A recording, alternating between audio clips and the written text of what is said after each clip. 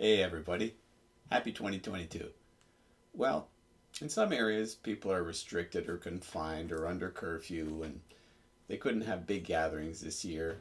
But then again, some of the stores, they had all these turkeys, so they usually portioned them up into smaller pieces so that people could at least celebrate with it. And they got me thinking into doing a turkey and apple stew. It's warm, it's comforting, and you don't need to buy a huge bird. Anyways, let's go check it out. Let's go. And on today's episode, we're going to do a turkey and apple stew. So first, we're going to need 2 carrots that we've peeled, 2 celery stalks, and 2 apples. Any baking apple will do. I'm using Spartans in this particular case. And don't worry if they're a little older, they'll still work. So what we do is we chop our vegetables into pretty big chunks. Just make sure they're relatively the same size. So you chop your carrots, chop your celery, and we're going to get into chopping our apples. And then we put them into an oven-proof dish. In this case, I'm using enamel cast iron. I'm going to put in some dried savory, and we're also going to put in a bay leaf. It adds all kinds of herbaceous flavor, and it's a good base. Next, we're going to need a turkey leg and a thigh. It's about 1 to 1.5 kilos or 2 to 3 pounds. Now here's how we cut it up. If you flip it over, there's a line of fat right near the joint. And that's where we cut it. It's nature's way of showing you where to go. So you take a knife, you follow that line of fat, and there you go. You've separated the drumstick from the thigh.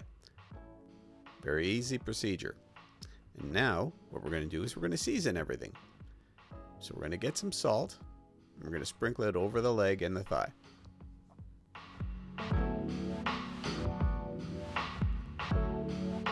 Now once we've done seasoning, we're going to add some pepper on there too. A couple of grindings of fresh pepper always adds a nice flavor to it. Very simple to do, just don't be too aggressive.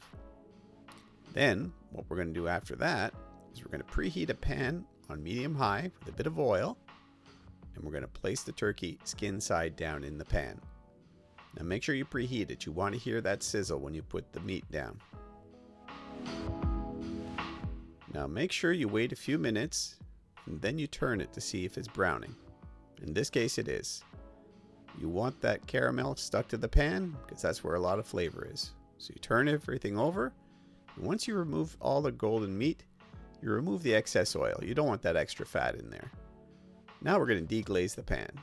I'm going to take about half a cup of white wine, a wooden spoon, and we're going to scrape all those good bits of turkey flavor off the pan, and we're going to put it into our oven-proof dish with our turkey and our veggies.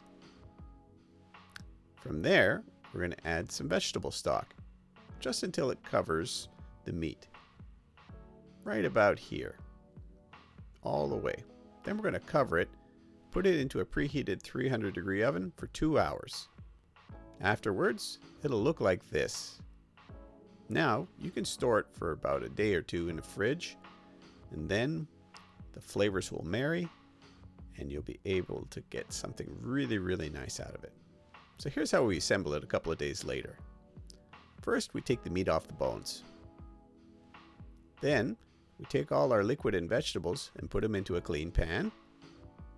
Buzz it up with our blender. We're going to reduce it down until it's half the volume. Take some frozen peas, put them in with our meat. Then we pour our reduced liquid all over the meat and vegetables. And that's it. Turkey and apple stew ready to go. And for an accompaniment, I'm just using a little bit of cornbread here to soak up all that goodness. It's a new year, new hopes, but comfort's the same old thing. So remember, make yourself some turkey and apple stew. You might enjoy it. Happy 2022, and here's to comfort food, people.